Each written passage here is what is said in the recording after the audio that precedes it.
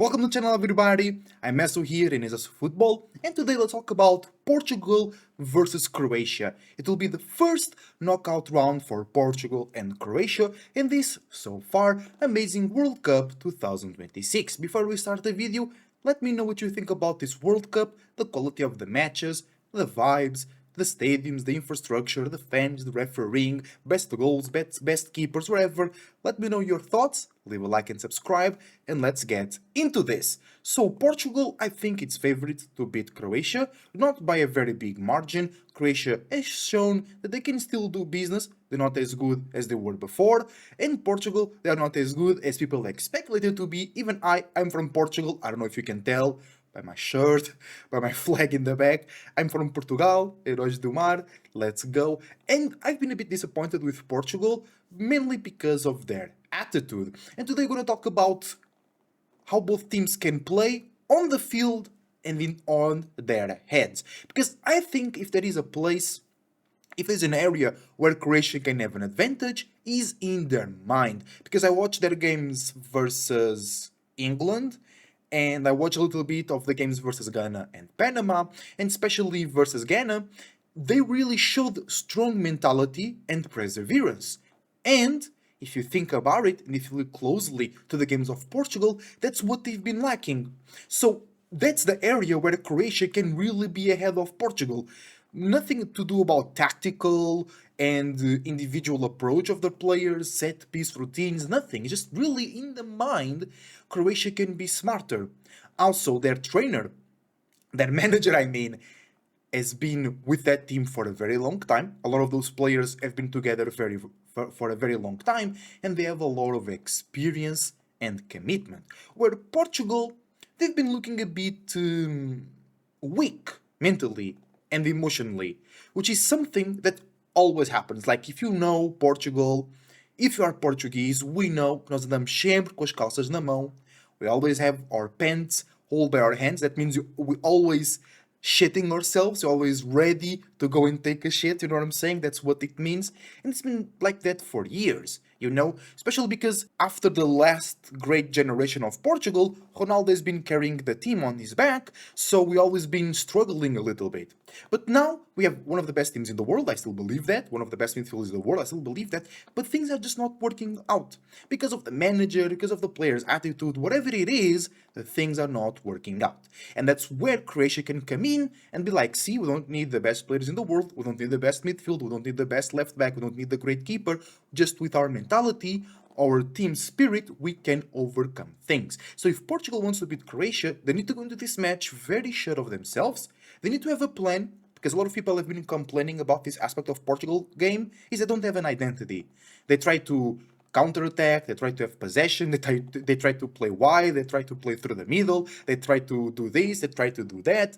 Vitinha joins the midfield, joins the defenders, and then he tries to build together with Joe Neves, and then we try to play wide while the wingers come inside and our fullbacks go over, but then our fullbacks stay back and the wingers stay wide. You know, it's a bit confusing for the players as well. I also think Portugal, physically, a lot of their players are not in their best. I think, for example, Nuno Mendes is not at his best physically, and I think Bernardo Silva, bro, he made a press conference, I think 2 days ago or yesterday. Bro, he looked so tired. But you can see in his face, he was so tired. I think he's really struggling with the weather. But other than that, I think Croatia looks more prepared, and I'm ready. Like, I'm ready for whatever can happen. Germany's out, Netherlands is out, England struggling with Congo, Belgium really struggled to Senegal. I'm so sad that Senegal went out the way they did. It's whatever, it is what it is, right? I was really rooting for the Senegal guys, so I'm rooting for Portugal to be eliminated by Croatia. I don't need Portugal to win this World Cup. I need them to show the Portuguese spirit. I need them to show the combat, the willpower, the belief in themselves, and the belief in representing their people. That's all I need for Portugal, and that's what we didn't see. Of course, against Uzbekistan, we won 5-0, but we still look very frail in our defense. And Croatia, they're a bit slower than Portugal. They have less quality individually, and I think going forwards they're worse than Portugal. But like I said, their mental power, their experience, and their sureness, their calmness on the pitch can be the key to overcoming a very shaky Portuguese team. Now, let's talk about a bit about tactics because Portugal has some things to fix, and some people have been just completely destroying Portugal's way of playing, and I was kinda getting into that vibe. But then once I was watching a Portuguese manager that now he's unemployed, so he's doing some commentating on Sport TV here in Portugal. Some people hate Sport TV, but they do a good job. Yes, I'm paying for them. I can, and I prefer to watch Sport TV than Life Mode or the horrible commentators in the other TV stations. I'm sorry, I'm a bit of a traitor because I like Sport TV. I know, and they have their flaws. I know their pricing is a bit bad. The scheduling for the Portuguese league games are bad. I'm not an apologetic. I just want good quality service, and I get that. So I'm satisfied. The moment I'm not satisfied, I will cancel my shit. Okay, but the Carlos Carvalhal was the manager, which is being a bit criticized because he doesn't criticize Ronaldo, and supposedly he's in talks with Almeria, and Ronaldo bought Almeria. So people thinking that he's not criticizing Ronaldo because then he will want to get the job at Almeria. Conspiracy theory, I don't know everything about that, but he made a good analysis that first, Portugal is growing, is becoming better and better, and Portugal wasn't that bad, especially versus Colombia, which is the game that a lot of people criticized, and of course the result had to be better, and especially the defensive performance had to be better, and going forwards, we created chances, and the ideas were there. That's my main focus, my main spark of inspiration, was that we had good ideas going forward, they just didn't happen enough times, you know? There was not enough runs in behind, there was not enough crosses into the box, because it happened like 2 or 3 times where we had 4 or 5 players coming into the box on the left side when the ball was on the right, then there was a good cross, but that needs to happen more times, and we need more runs in behind, because Colombia was pressing really high, they realized that Portugal was not really handled well, that press, and we need to put passes in behind the defense. That wasn't happening as well, but I think Colombia is a very good team. They're not the best team in the world. They caused problems against Portugal more than they should. And that's, I think, where things can get better. And I think Roberto Martinez is not that bad of a manager as people think he is. I think he has good ideas. I think the main issue for Roberto Martinez is that he can't spirit the players. He can't make the players believe in themselves. I don't think the players really believe him. I think his communicating skills are a bit bad. And he can't, like, there are some managers like Jorge Jesus.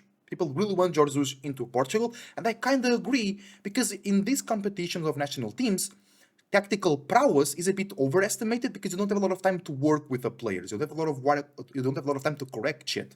So sometimes it's just better to have a manager that can inspire the players and make the players believe in themselves, because you already have, in many cases with these national teams, the best players in the world. France, Spain, Portugal, even England.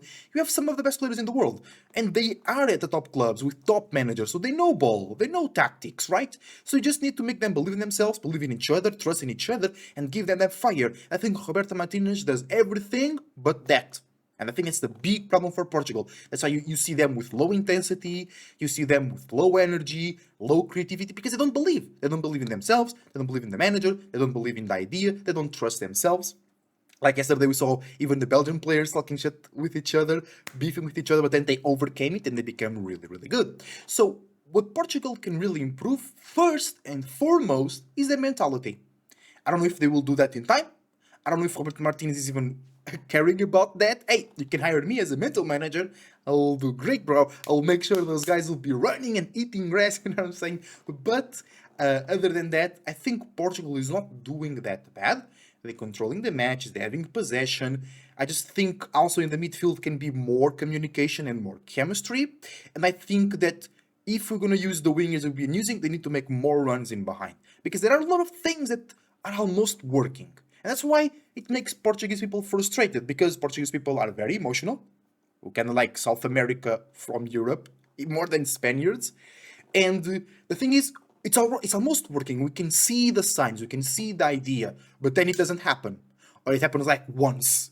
You know what I'm saying? And that's more frustrating than just being smashed, because if we're being smashed, we don't even care. It's like, okay, we understand, we're not that good, we're being smashed, we're going home. But no, things are almost clicking, things are working, we see the idea, and we see the frustration in the players, right? So hopefully Roberto Martinez is able to identify what he needs to improve versus Croatia. And I think it wouldn't be that bad if, for example, if we're playing a South American team. I think if Portugal now plays a South American team in this stage, we could really lose by 2 or 3. or if we played France, but that's different. Because we're playing another European team, the thing of intensity and the thing of creativity and the physical aptitude, I think Portugal will not be such as a disadvantage than if playing an African or South American team. You know what I'm saying? So need things to fix about Portugal mentality and just create more, make things happen more times. Because, like I said, the ideas are there, they're just not happening enough times. And if they don't happen enough times, you can't really fix it or change it. And also, I just thought about this. Against Uzbekistan, Portugal made many cool set pieces, many cool laboratory plays. But then against Colombia, no, nothing happened. Why? Maybe they're saving it? That's another theory as well, that people said that Roberto Martinez is saving the best Portugal. He's saving the best players. He didn't play Ramos or Guedes to now, or Trincão a lot to now play them. He's reserving Gonçalo Inácio ability to pass and surprise people in the knockout stages. I think they're just a bit lost. I think Roberto Martinez knows he's not really connected to the players, and he's doing his best. And because when I hear him speak about football, he knows football, he knows ball. His ideas might not be the most conventional, they are not. And people say he ruined Belgium's golden generation, but I saw a tweet, and I was like, wait, actually, this guy is right, because he took Belgium to their maximum. Yes, they fumbled sometimes. Yes, they could have done better, but they never did better before Roberto Martinez. Now, Portugal, actually, it's kind of the same, but the expectations were much bigger than Belgium, because Portugal is much better than it used to be. People need to remember that. Portugal used to be way more emotional, way more na retranca, like Brazilians say, which was like hold, and then go on the counter. Now we actually play matches. Now we actually play ball. Yes, it can be better, totally, but it was worse. It was way worse. Like, I remember Portugal, even in the Euro 2016 that we won, in like certain World Cups where we lose to Ghana or whatever, we lose to Uruguay, even in the 22 World Cup where we lost to Morocco, I think we are better than before. People need to understand this as well. I think the expectation was too high. Of course, the team can meet the expectation, the players can even do better than what people expect, and they are not doing it. But it's not all just thorns. The rose also has petals, and people are not looking at the beautiful rose, they're just looking at the thorns. Good metaphor, thanks. Because it was worse, I mean. I think Portugal played way worse than before. I think in the Euro 2024, Portugal also did good. But what is lacking is the goals, is the creativity, and it's football. But that's a trait on European managers, and I will make a video about that as well, which is they are prioritizing passing and statistics and safety, but that's not football. Football is about aura, it's about attacking, fighting, sliding tackles, crosses into the box, dribble, shot from the outside of the box. You know, football is aura, football is offensive. The team that wins is the team with most goals, not the team with the most passes. You know what I'm saying? And that's another criticism that Portugal is now doing, that just even Vitinha, which is one of the best midfielders in the world, but he's not being. Because yes, he has 100% pass completion, but it's always sideways. Take a risk, bro. It's because we play like we don't have a good defense. We have a good defense. We can stop the counters. We have fast players. Nuno Mendes is fast. Renato Veiga is strong. Ruben Dias is great positionally. Cancelo is a winger. Basically, he's kind of bad defensively, but going forward is really good. And Portugal is using these creative players, but then he's not being creative. So it's like, bro, if you want to retranca, if you want to park the bus, we park the bus. But don't bring those quality players, Felix, Cancelo, Nuno Mendes, for an example. They are better at going forwards, or they are good at going forwards, but that we're not going. Like, we have to go. Go, bro, go. You know what I'm saying? No fear. And now, with that in mind, let's talk about tactics. So here we have the website that I like to use to talk about tactics, and it's going to be, we're going to talk about Portugal tactic. I don't think we're going to talk about Croatian tactic. I don't really know what to say about them. I really don't know what to expect about them. But I think Ruben Neves is not starting today. This is the last 11 that Portugal used versus Colombia. Ruben Neves was a big mistake, that's for sure. So it's going to be Neves, of course, João Neves, not Ruben Neves in the middle. And then Vitinha. I think it's going to be like this. And I think what could change for Portugal is Pedro Neto come out, Bernardo Silva comes in, but not playing like this. What could happen is João Felix goes closer to Ronaldo, and then instead of two open wingers, we play like this. You know? This would allow Portugal to be more compact. And then Bernardo Silva and Bruno, both of them can go inside and give space to Cancelo or to Nuno Mendes to make runs forward. And then defensively, what could happen is like Vitinha and Neves then cover the width, and the other guy that didn't attack, or maybe both, can drop deep and make this better formation. Then you can leave Felix and Ronaldo out, and even it could be like even like this defensively, where the two offensive midfielders, the two offensive midfielders cover a bit more the wings.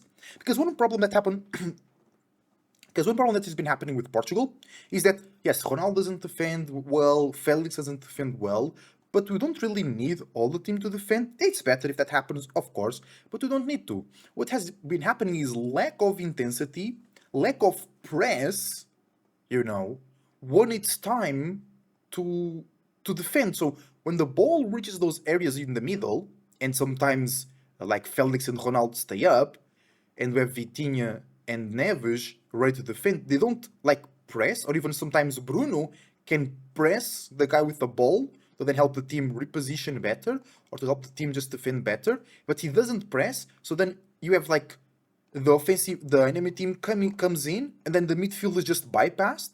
So imagine just those guys don't exist, and then it's like 5v4 or 4v3 if they're attacking on one side. That's been the problem with Portugal. I think that's why I said mentality is the big change. And also, if you don't play super open like this, if you don't play super wide, I think it can be better for Portugal, because then it's easier to recover if the players are already more inside. And this midfielder, defensively, was not doing much. Defensively. Offensively, also not, because the chemistry has not been great between Bruno, Vitinha, and Neves. And Felix himself has been doing great by himself, but he's not great going wide. So I think bringing him in closer to Ronaldo, for an example, or even maybe start here Ramos, because we have seen footage of Martinez talking a lot with Gonçalo Ramos, because it could be this as well. It could be Ramos, Ronaldo, Bruno, or even Felix as well here. I also would enjoy that. João Felix here as well, or Bernardo Silva, whatever. And then it will be easier for them to then recover. And then we need width, and that will be granted in the side of the ball, not always. So if you're playing through the right, Bruno goes wide, or Ronaldo if he can, right? And then the other side, Felix comes in to the middle, and then we have way more combination potential. And then Ramos can attack from this side, because that's what Portugal did very well versus Colombia, but not enough, which was Pedro Neto. Imagine this is Pedro Neto, right? Pedro Neto was here with the ball, and then we had Ronaldo, we had Bruno, we had Felix, and we had the midfielder from the other side attacking the box. And then the cross would come in, and we had 4 or even sometimes 5 with Nuno as well, players on the box. And that needs to happen more. So with this system with 2 strikers, this is easier to happen because you already have Ramos, for an example, or Guedes or Felix. They're already there together with Ronaldo. So the team doesn't need to move so many pieces so the cross can come in, Vitinha or Neves can arrive, and then mostly it will be Neves instead of Vitinha. And then you can have 5 guys, or 4, if Cancelo also goes up, if the ball is on the right, Neves, Mendes on the left. And then you have 4 guys, it's way easier to defend and recover. And then João Neves is way faster to recover. And then these 3 guys, they don't even need to defend that much. Because imagine Bruno stays up, Cancelo comes here to defend, and then you have, because he also went up, so you have a line of 3, plus a line of 3 to defend, so it's 6 defenders, right? But I think it's way more consistent than what was happening before. Of course, this all depends on mentality, because this will depend on the midfield pressing the guy with the ball, because we have good defenders and they are fast. Like I said, Mendes is fast, Vega is strong, Diaz have good positioning, Diogo Costa is a great keeper, But if we allow the enemy midfield in transition or in the ball to just play willingly, all this doesn't really matter. Now, another formation people have really talked about, it has been like a 3-4-3 of some kind, you know, with Ronaldo in the middle, and then Mendes there, here Conceição, here Inácio, and like there could be a winger or Guedes, or could be also Gonçalo Ramos, could be, I don't know, but because the point of this tactic is the build-up. Because I think Portugal sometimes is lacking the passes of Gonçalo Inácio, and also this will allow for a better build-up, and this will allow for Vitinha to go forwards, or like to stay forward on the field and organize from there. Because now what's happening is that Vitinha is many times coming deep to build with the in the middle of the defenders. So what's been happening, so it's like Mendes goes forward, right? Cancelo goes forward, and then the wingers go forward. Yeah, Bruno goes forward as well. Neves goes forward too, and then Vitinha comes here and builds. And I think it's already very obvious what's happening. Hole in the middle, hard to connect, very hard to connect. And then with not placing enough balls in behind, because we don't really have that fast players. Conceição should start more, but that's for another video. So what could happen with three central backs is that the build-up could be made by them, and then Vitinha could be more here and make better connections with his teammates. But a good counter argument is that Vitinha already does this. You know, it's that Vitinha already comes and is the third central back when build up, so you don't need the third central back, you know, because it's usually what happens with Portugal here, with Neto going extremely wide, and then Bruno attacks here, João Neves attacks here as well, and then Mendes goes, but Mendes is not going very forward. Actually, it's a bit weird. Cancelo is going way more forward than Mendes, but like, even if this happens, you can, like, there is really no connection with the team. You have two sectors separated, you know, and I think if Vitinha played a bit more like here, we could have better chances. But I think my idea, the 4-2-2, I think it's the best option. I think the 4-2-2 is the best option with Silva here, you know, Bernard Silva, or Felix there, and then Ramos up there, because this would allow for optional width or optional concentration in the middle, which is what Argentina does a bunch and works, and then it would allow as well for better midfield coverage, which is where Portugal has really been lacking. Because then when we lose the ball, imagine Silva goes forward, and then Fernandes can join there, or here, and then you have Mendes and Cancelo that also went up, right? And then it can happen something like this, for an example as well, where we can apply way more press on the counter. But none of this matters if the mentality is not there. You know what I'm saying? This could also be a good option, but Vitinha then comes in, right? Bruno can even drop, because I think Bruno has not been building a lot. Or even Felix could drop and Bruno goes up. And then you have Mendes going up. We have Cancelo going up. Vitinha then with the ball goes a bit up.